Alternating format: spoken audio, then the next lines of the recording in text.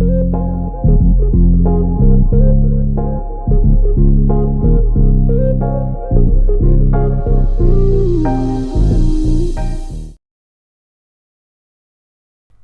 what up everybody, it's your boy DJ Superfly once more with a review and installation video of the mini Innofader Plus.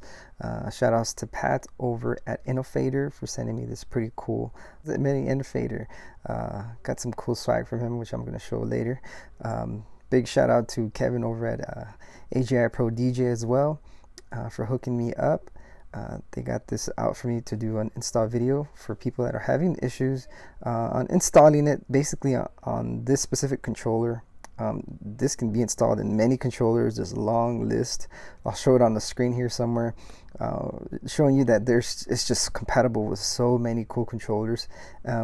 I'm gonna go ahead and go into further details with this. I don't want to just be an install video just like everybody does, because I've looked on YouTube to see about, you know, how people are doing their install videos, and it just seems like, you know, they're just showing how basic things. So I'm gonna kind of run through the install part of it pretty fast. That way, you know, if you have any questions or whatever, just let me know.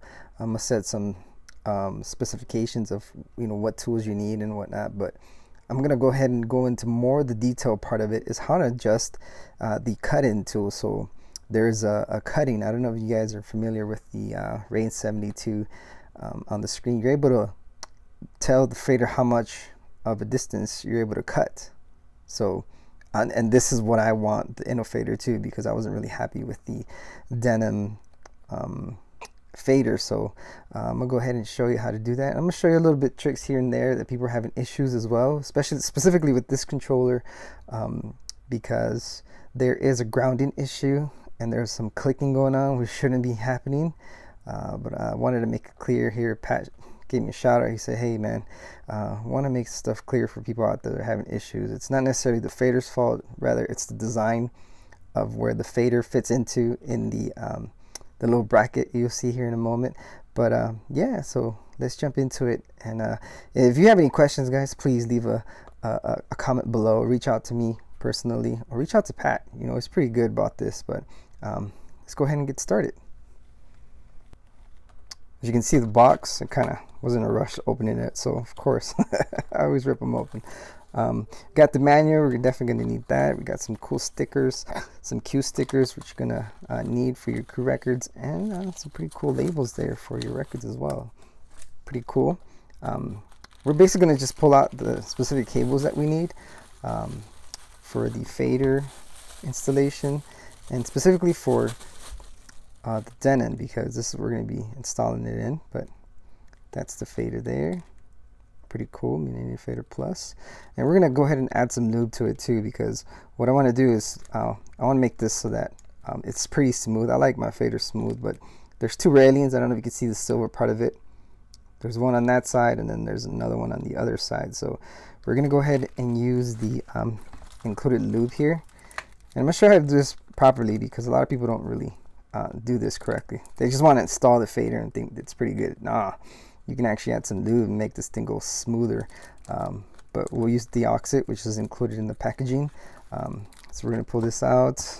You are not going to need anything else for brackets wise and connection wise. I got to pull out the specific cable for this. But again, depending on your mixer, you might want to need one of these. So I refer you to the manual, or go to Innofader's website, and they're going to show you specific instructions on how to do it. The Denon is pretty simple. It's just one straight cable. What I'm going to go with you today is this, the very detailed stuff, and I'm going to try to make it as understandable as I can for you, so you can understand how this fader works and the advanced part of it. So yeah, we are going to need this. This is the cable for the Denon. It's a 3-prong there. It's the wider one. And this is the specific one that we need to connect to the controller. So all right, so we got the loop here. I took that little part out here. It's a little long extension little tube that we're gonna go ahead and insert there, but to do that we're gonna have to be able to cut the right amount off to be able to fit that in there. So usually the first one does it. If not, we might have to go bigger. So yeah, it fits. Just, there we go. And this is how we lube the fader here. This is how I do it. A lot of people have different methods, but basically you're just going to apply. We're going to just test it just to make sure we're getting some lube out here. Oh, there it is. I got it on my hand.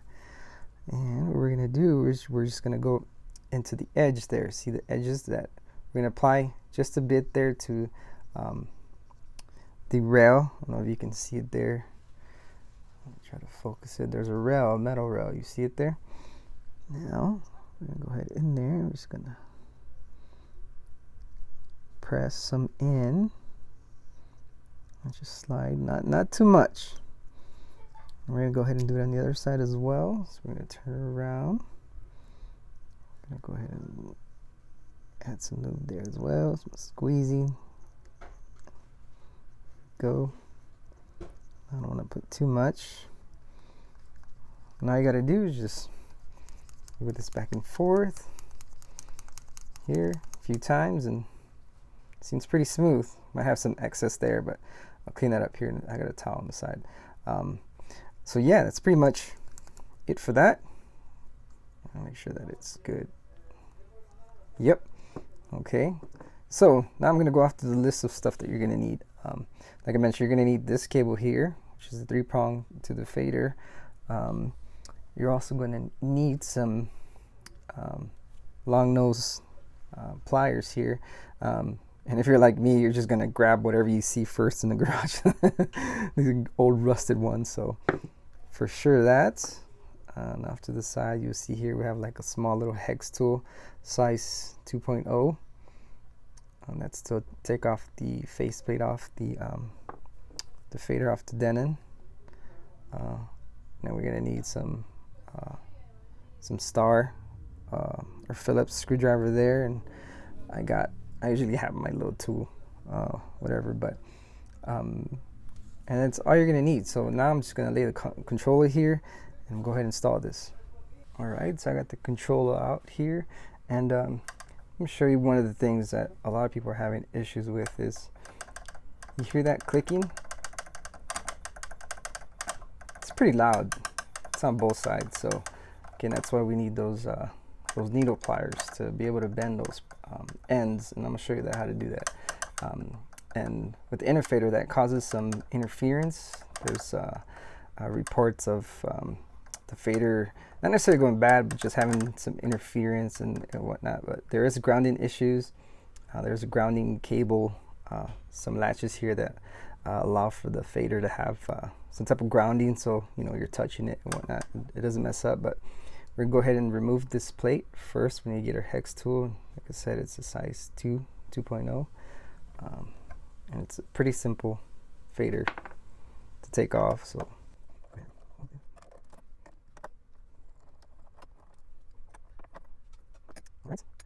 as you can see, those are the two ends that make that contact.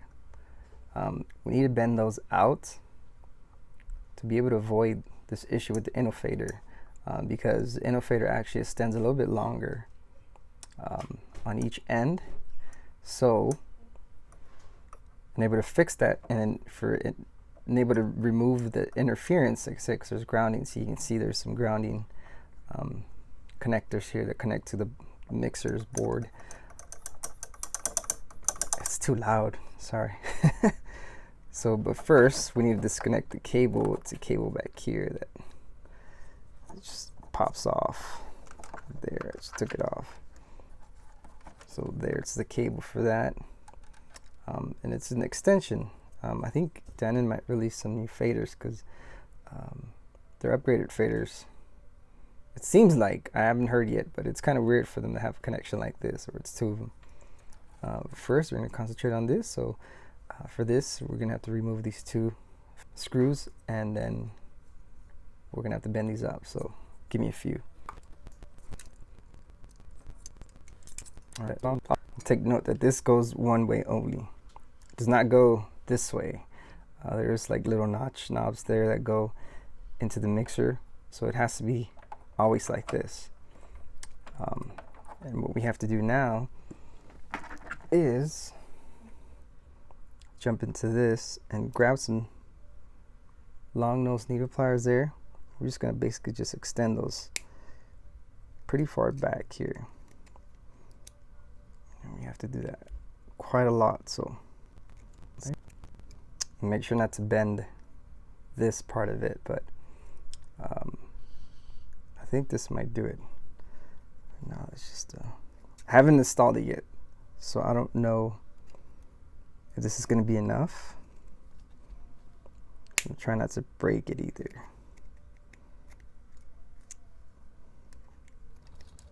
Oops, the camera there. Okay, so there it is, and the right way it's going to go in, it's going to go in this way. Cool. And I know for sure that this label goes up like that. This is the correct way for the right placement of, you know, this being the left deck and this being the right deck. If you were to flip it around, then you're gonna have that issue where this is gonna be the right, sorry, the left deck and the right deck. So label goes up. Now we're gonna go ahead and install this here. And give me a sec because I find the screw.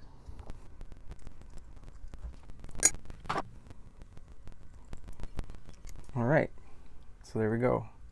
Now, as you can see there, there's just a tiny bit, but I didn't want to bend it more. So I'm trying to put much force to show you that it's not touching that plate anymore. Same with this way. So here it's smoother, it's quieter, there's no more clicking. This is what I want. I'm used to this for my Rain 72. I don't want to hear that loud clacking noise, and it's pretty buttery smooth. So put a fader cap and test it out, and this should do it. So cool. Now we're gonna go ahead and grab our cable that I mentioned earlier and go ahead with the install. So here I got this cable that I mentioned earlier. I'll show you why we got this one specifically, and this goes only one way. You can't put it in like this, and it only goes this way. So we're going to attach it like that, and we're going to attach it to the one where the original fader was hooked up to, so this one. So right now we're going to run the test process to see if we got this correctly. If not, we might have to switch it. So in able to do that, make sure that this button here is flipped down. Then that's to go into test mode to see if we get a red or green light. So right, here we go. I'm gonna power it up. Uh-oh, I got a red light, so no good. I turn off the controller. We're gonna go ahead and flip these around like this. And then we're gonna turn the controller back on. And there we go, green light. So if you got a green light, that means you're good to go. It means it's reading signals, and it's ready to be controlled with the software. So and you can leave it on if you'd wish. Elliot over at Innofader has demonstrated that you can flip this while the mixer is on, but we don't want to short anything out. So now we got that process going. We flip this up, and that means it's go time. It's ready to go, and it's ready to send the data. Again, this is a MIDI and audio fader, so it's mostly it's digital, but you can have it so that it controls lots of controllers, which is pretty cool. I think it does fit with an S9. I can't remember, but I have to look it up. And this is quite a few years old, and it's still hitting the market pretty hard because it's one of its kind. So I'm gonna go ahead and test it on the computer now to make sure that we're getting audio. And to do that, we're just gonna hook it up to my computer. So give me a sec as I do that. Now another thing that the guys over at Innofader wanted me to point out is that you don't need to do the calibration on this, so it's ready to go. You only need to do that if the fader starts acting off, like it's all acting weird, if you're getting bleeding off the edges here. And most of it has to do because it's touching on the metal points on there on the side. That what happens is it causes like a short circuit, kind of allowing it for it to have contact with, you know, the metal parts, and it goes into the board, and it messes the whole thing up, and you hear some bleed. So again, that's why we had to move these out, because we don't want our fader to bleed. And I've tried pushing this back as much as I could to see if I can tap it, and it won't, because once we bend it up, there's like a little hole in the middle. It's this part up here that's doing the contact, and off to the same of the other side as well. You can see that hole in the middle, so that's protected. As long as the top part of it is not touching it, then you're good. And some faders are going to have this plate here.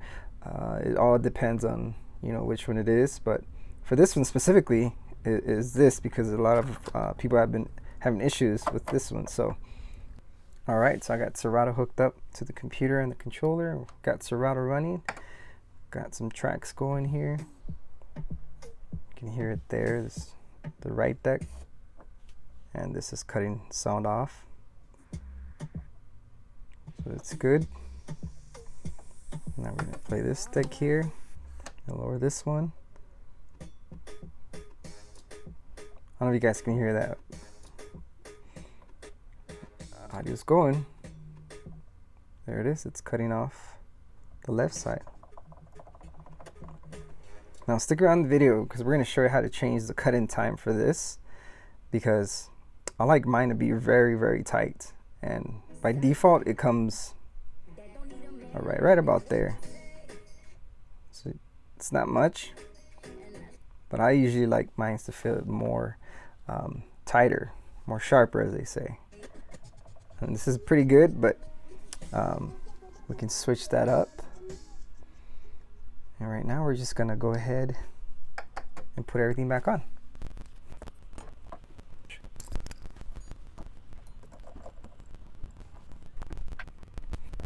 So there we go, and as you can hear, it's much quieter. You don't hear any more of that metal clanking anymore. So sounds good. And we're gonna test it out. So to do that, we're gonna load a scratch sample on my computer here. Give me 1 sec to try it out here.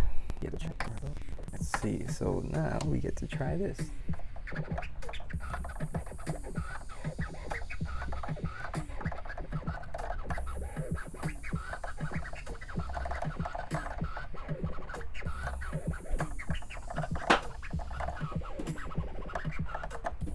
Sounds good. So no more of that clanking, and much more smoother fader. All right, so now we're gonna go ahead into the advanced modes of doing this. So to do this, you're gonna have to reopen the fader and go in underneath the fader for the adjustment. So at this point, this is how you install it, and you're ready to go. But if you wanna go ahead and learn more about the how to fix the adjustment timing and all that, stick around. And give me 1 sec. I just have to take everything back out. Like it's just these two screws, and that's it. To be able to make the adjustments on how to do the cut-in time, there's a little bit of confusion here. People don't necessarily think that that they can do it, and you can, because again, it's an internal fader. It's got basically all the components here to do that, and which is pretty cool, because Innofader was the first of its kind to do this digitally in a sort of ways. Now everybody's copying them and doing all the sorts of how to do the cut-in adjustment. We're used to having, you know, off to the side. We used to fix that, or back in the day we used to put like rubber rings or anything like that to make our cut-in time a little bit longer, or how do you say it? It's not necessarily sharper, but everybody's got different fingers, is what I'm trying to point out. And with me, I'm so used to doing it very small and tiny movements that, you know, I wanted to catch them all, because I'm doing very fast movements, and I'll be able to have that experience on this fader as well as my Rain 72. And if you haven't caught my install video on my Rain 72, I highly suggest. I'll link it here somewhere so you can see that. But here's where we're going to start with the main instructions here. It's basically going to tell you there's 3 points to the fader. This being the downsides. You can see it says A+ on there. It's got my fingerprints all over it. And this is the starting point. So A, B, and C. Now, the way you're going to do this is you're going to determine what adjustments you're going to make depending on where your fader's at. So what we're going to do here is we're going to, on this side, we're going to make this side shorter. I want the lag or the cut-in time to be pressed more against this way. You know what I'm saying? So that right now it's set about, I don't know, I'm not specifically sure, but it's a little bit wider than what I'm used to. And what I want to do is make that cut-in time a little bit shorter. So when I'm hitting, you know, from here to here, it's 100. You know what I'm saying? So like if it's, my fader curve is very sharp, it's all the way to the max down here. So what I want to do is basically, like if I barely tap it, like right there, it's 100%. And I think right now it's set up to like right there. It's a millimeter difference, but we're going to change this. And to be able to do that, we need to go to the manual. And I'm going to try to hold up here and set a diagram to show you what I mean. But here on step 3, it's going to show you. So what we want to do is we want to make sure that the right, and we're going to basically decrease the lag. So we're going to move the fader from, you can see here, these are all the diagrams, so A, B, and C. Does that make sense? I wish there was like a little diagram here. I'll try to point it out. That diagram that I showed you up here. So wherever your fader is at, that's where you're going to start. So basically I'm going to start in the middle, which is here in B, and then I'm going to hold the button. It says press calibration, so I'm going to hold the button and I'm going to move it this way, and I'm going to let go. And you have to push it all the way out to do that. So, and for it to figure out if this works or not, I'm going to have a track playing here on my computer, but I need to find a track that is not going to set off YouTube copyright. So we're going to set a loop. Cool. All right, so let's go ahead, and you can do this while the mixer's on too, so it's on and everything. Again, we're going to start, set the diagram on the screen there. We're going to hold the button here, as you can see, and we're going to start from B and move it to C, and we're going to let go. But we're going to see how much of a lag there is, so I'm going to turn up the volume here on the fader. So we're going to, so right about there, you can see there's a little bit. So we're going to move it. There it is. So we're going to decrease this. That's where it stops, and we get the full 100% sound right about there. So there's a notable difference. And I want to make this shorter. I want it so that it's like right about here. So let me lower the volume. And we're going to do this. So we're going to hold down adjust, doing this, move it there, and then let go. All right, so I let go of that button. Now let's try it again. Let's see here. Now let's see if that did anything here. We're going to go ahead and, oh yeah, noticeable. I may not seem much to you, but to me it does. And we're gonna keep doing it. So I did it once. Hold the button. We're gonna start at B at the chart here. So we're gonna hold the button, move it, and let go. All right. Now we're gonna try this again. We're gonna go ahead and see if we can make it go a little bit. Try it again here. Let's hold the button. Actually, no, I messed that one up. Now it's supposed to be in the middle. Just remember, guys. In the middle is B. And we're gonna go ahead and do this. So hold, adjust, move this here, and let go. All right. I'm gonna turn up the volume, see if we can get some more. Yeah, it's getting closer. Closer to how I like it. Now, for us to test this, you know, just having a fader cap here, just to kind of pretend we're doing this.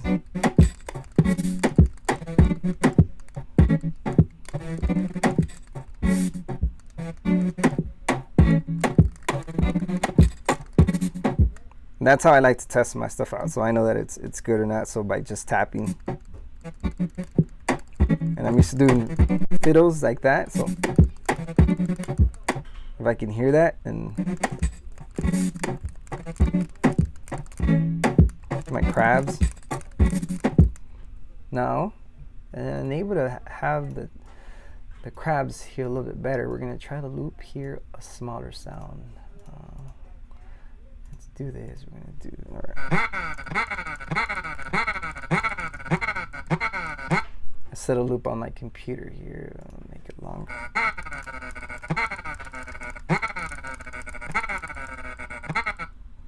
So you can tell by the fader here how much movement there is. So we're going to set it there. It's about there. It's like barely moving. Now, if I don't like this, let's say I made it too sharp, right? What we're going to do now, to increase this lag here, we're going to start this way so that, you know, maybe your fingers are different than mine, and you want to increase so that maybe it turns on like right there, because that's what you're used to, or whatever fader you come off from scratching or whatever. You can do that, but what we're going to do is, instead of starting in the middle, we're going to start this with, because we're going to concentrate on this side. We're only concentrating on the right side, and that's of course because we're cutting off on the left side. But this is how I cut.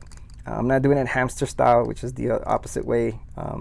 Again, it all depends on how you want to set this side or this side. If you're a lefty, again, it depends on your setting. But for here, we want to increase this lag, so we're going to start the other way. We're not going to start in the middle. We're going to start this way.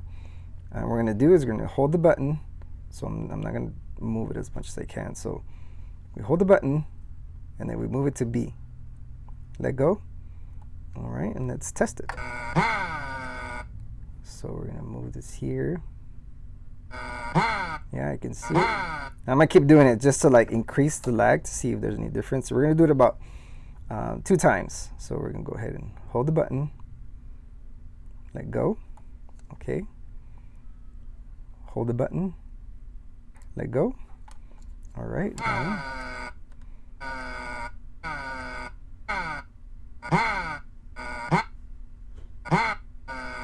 It's getting there. Just have to keep doing it. Now what it does it does it by, when you do this, it's by 0.15 millimeters. So to get this far, you need to do at least 10 times or so.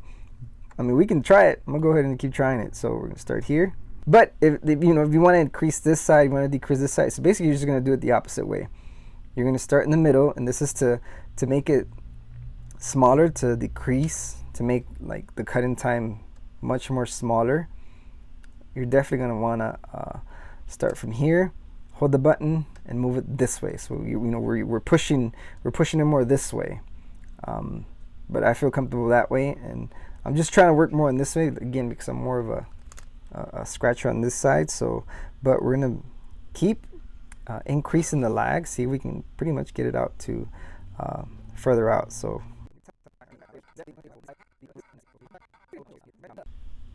all right. So I've messed with this for quite some time, and I did about 10, somewhere around there. And again, it's because it's very tiny increments that we're allowing this to configure. So I'll show you here how far I've gotten.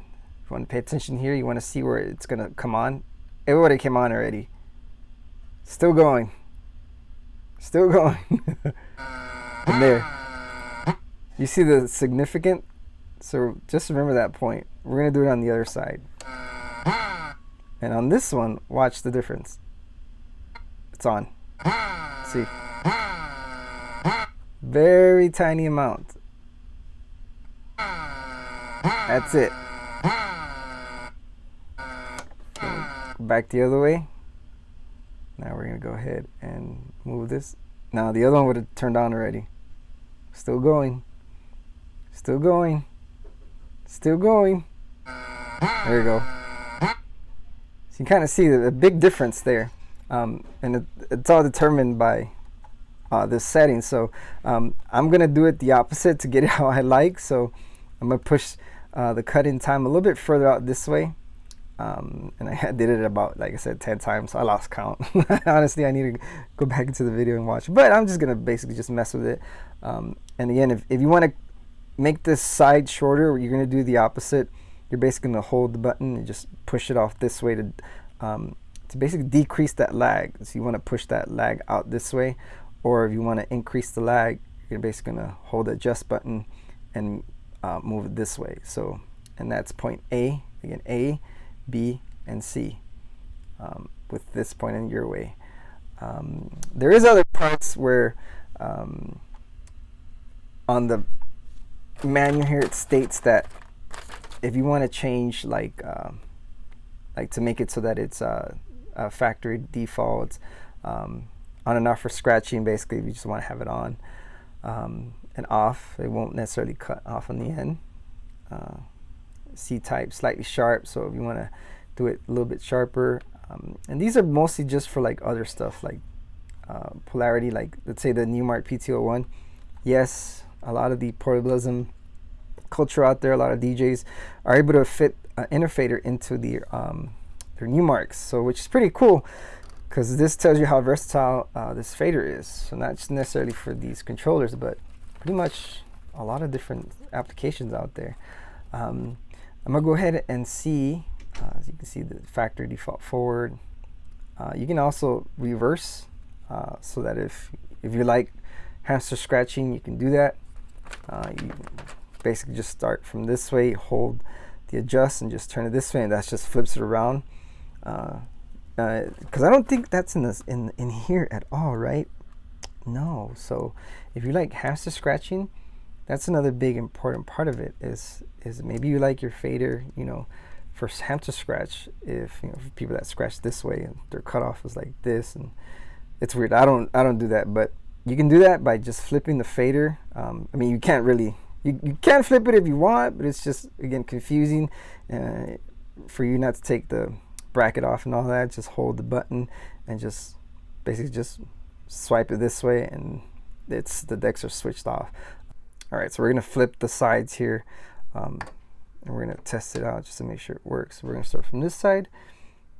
You're basically gonna do is start from C, and then hold the button, and move it all the way there. Let go. Now, yep. I'm playing this deck, so it would usually cut off on this side, but now it's on this side, so you can kind of see there. I got the contour set. So if you're a hamster scratch type DJ that wants to do it this way, you could do that, and you can scratch on this side on your left, and you like it having hamster style, you can do that. Now to flip it the other way is you start the other way. So basically you start from there, and then you hold the button and move it all the way over here, let go, and let's try it. Yep, so there it is. Now the cut's on this side. It's set to super sharp, so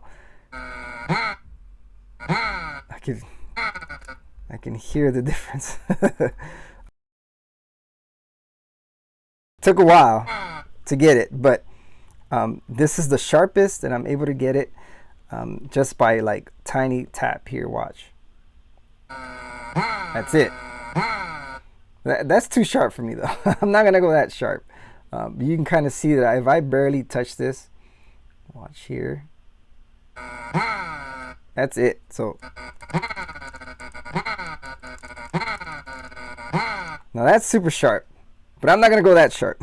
I like to have just a little bit of distance. So I'm barely tapping that. You can see that. That is crazy. That is, wow, that's super sharp. I'm gonna keep messing with this, so just pay attention here until I get it to how I want it.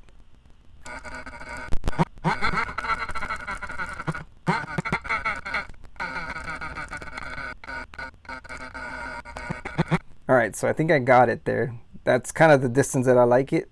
Let's see here. Right about there.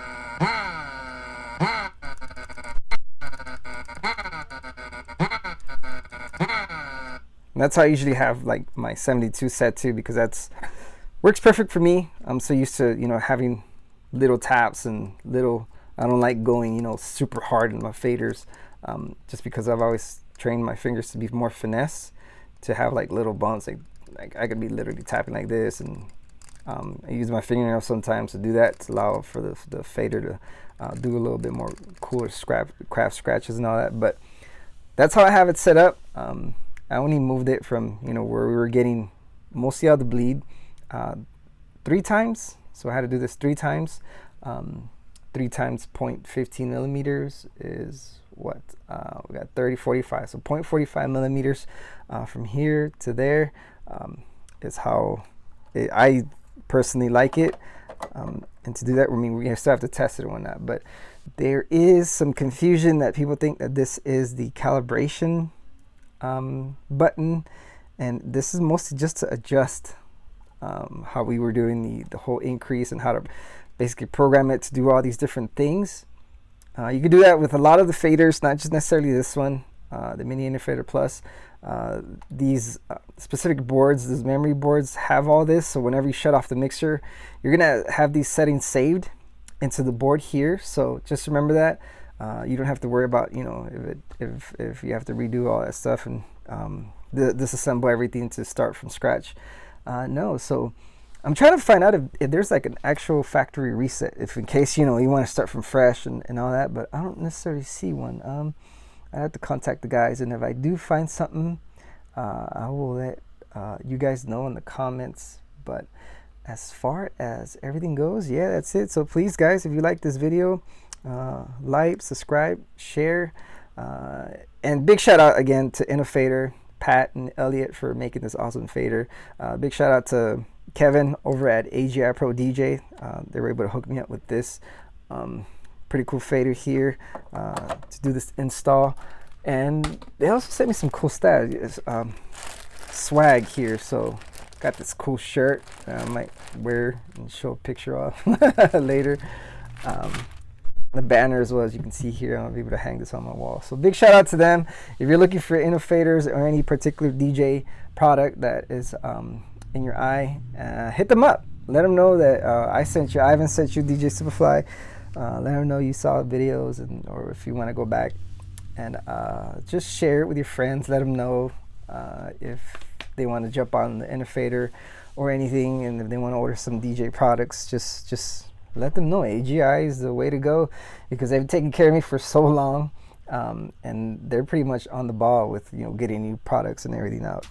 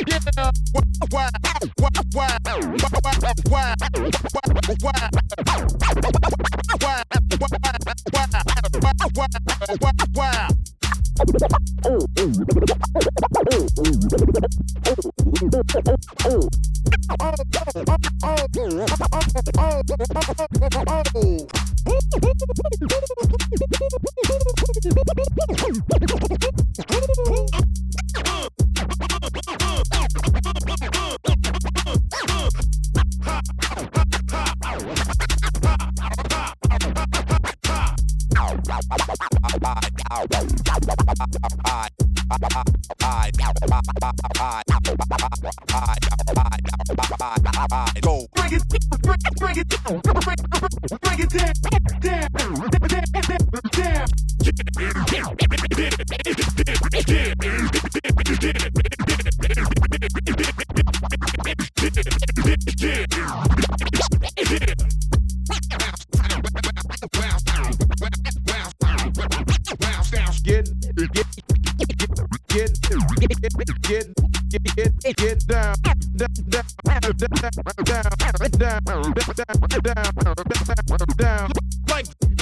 like this.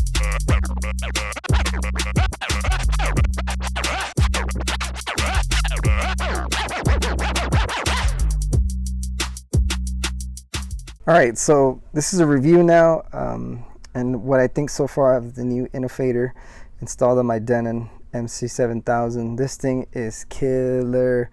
I can definitely tell a difference with the fader and no more clacking, with the metal clacking that it's been causing. I already like the smooth feel. I can definitely feel like it's comparable to like the other 70 or the Innofader on my 72, of course being smaller and whatnot, but it feels just as buttery smooth. The response is crazy. I really like it. It's definitely something that I want to have when I'm out doing, you know, mobile gigs and whatnot. This is why I got the 7000, is so that, you know, I'm doing mobile gigs and I kind of just want to pack and go, you know, without having to hook up turntables and just doing all the extra stuff. This is just to go, and I kind of want to have that, you know, sometimes I want to get down and scratch a little bit here and there, but yeah, this thing is a beast. I highly recommend it. Like I said, if you've gone through, seen the whole video, you're gonna kind of see what I've talked about with all the features you can do. This thing is a game changer, and I hope I am there to see the next updates, because I'm pretty sure they're working on pretty big stuff. So make sure you follow Innofader everywhere on social media. They're pretty cool about that. But I did want to show you something on the Denon MC7000, and this is the latest firmware. I can't remember the latest firmware. I'll post it here on the video.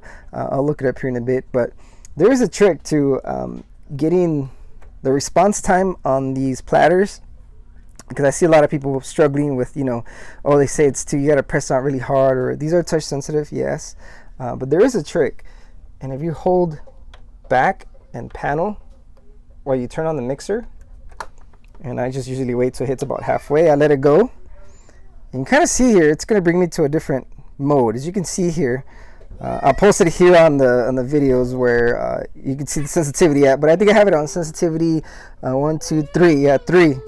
So 3, I highly recommend that setting. You can go to 4, but 3 is good enough for me. It's very touch responsive, and it works pretty well. You can pretty much change all the settings too. I changed the MIDI setting to have it like really tight, so that way it's accessible and faster and all that. But yeah, that's all I wanted to show you guys. This is DJ Superfly, Ivan Avalos signing off, and take care and be safe. Peace.